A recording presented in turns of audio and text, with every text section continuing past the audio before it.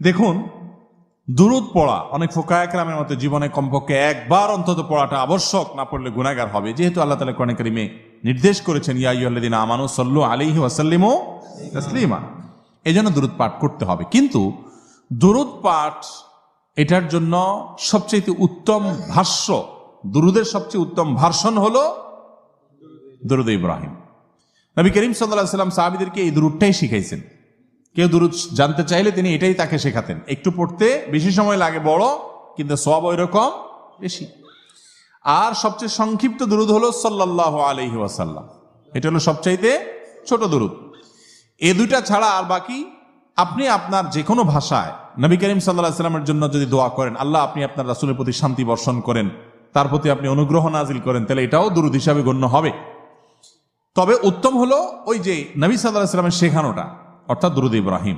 এর বাইরে আমাদের সমাজে অনেক